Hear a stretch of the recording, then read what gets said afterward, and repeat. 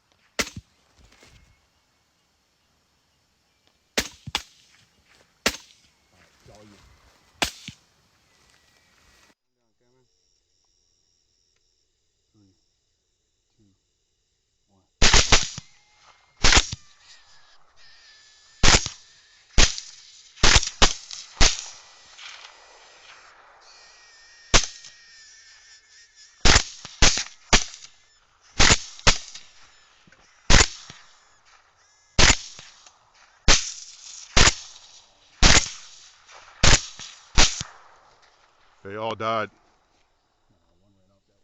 Yeah, one? Oh, yeah.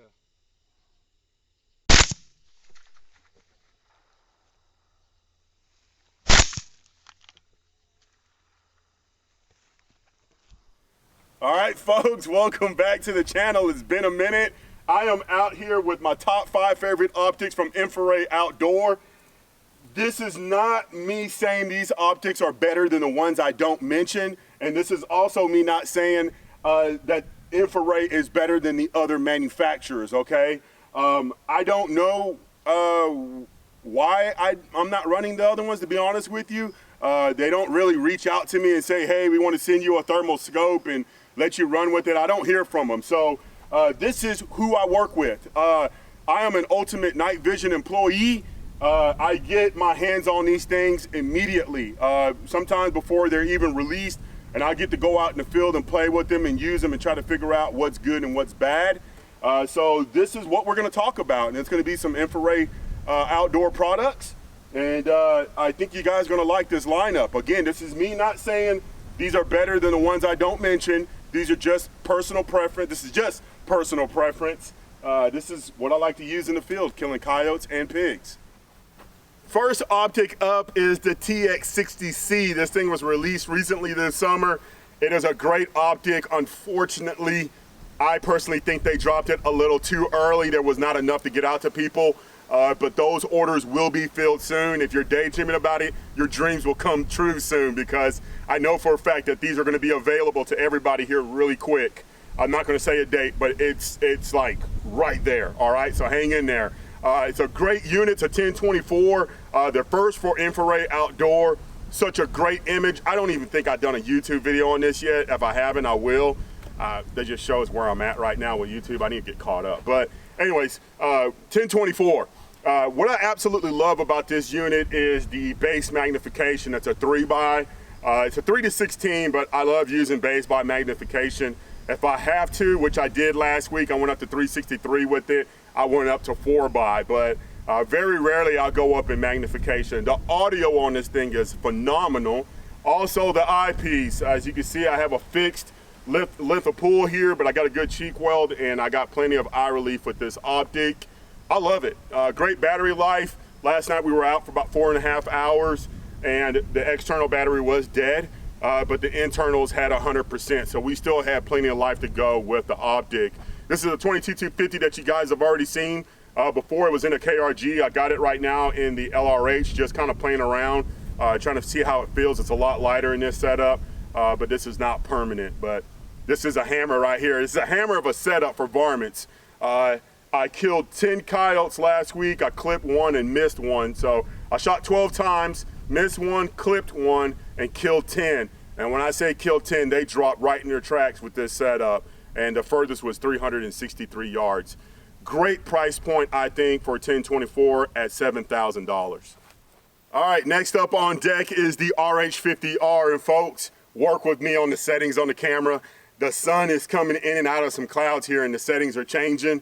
And I need to hurry up because I got some horses running over here trying to ruin this video. Again, the RH50R, they call it the Rico too, but I call it the R because there's so many damn Ricos. It gets people freaking confused. Guys, the product sells itself. This was released last year at SHOT Show. It's a 60 hertz, 50 millimeter, badass thermal scope. That's just the only way I can explain it. There is a lot of people out there wanting this unit. And I'm telling you right now, they're going to be available a lot easier this year. They're coming, and they're coming in hot. A lot of people are just been sitting back waiting on this unit, and I totally understand. Integrated LRF, badass orthoscopic eyepiece, 60 hertz. That's the thing that really catches me with this optic is the frame rate is so damn quick.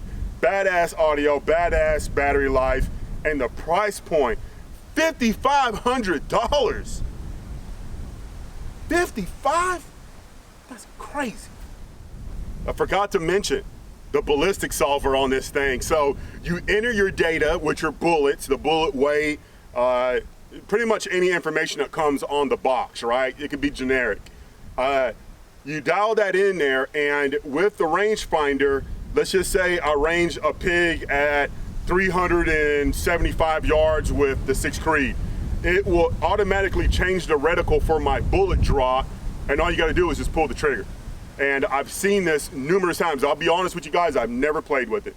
I've never played with it in the field. I played with it testing, but I've never hunted with it with the ballistic solver. But my buddy Joey has used it numerous times, and right now that's the only thing on his mind is long range kills. He killed a pig at like 460 something yards, and with a 6.5 Creedmoor. And all he had to use was the ballistic solver in the RH50R. That's pretty damn cool. Next up, the king. I personally think that this is the king right here, the Hybrid 75. It is on my Badger M134 with an Otter Creek Labs Hydrogen L chambered in 308. If you follow me on IG, you know what's up. I pulled off some of the craziest shots with this rifle and this optic. 4x base magnification. I know some people are like, man, that's a lot of magnification. I have killed pigs as close as 25 yards. I've gotten into groups around 30 to 40 yards, and I've also smoked them out to 400 yards with this optic. I am not scared to get up close and personal, and I'm not scared to send it.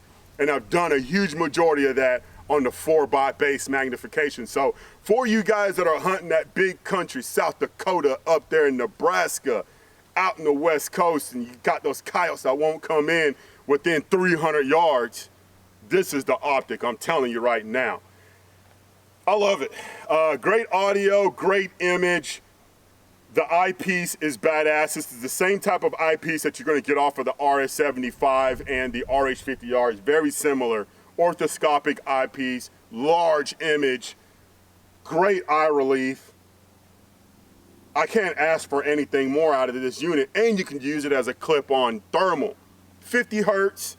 The only downside about this optic is the price point. It's at $8,000. But I honestly think that there's nothing else in its price range that can fuck with it.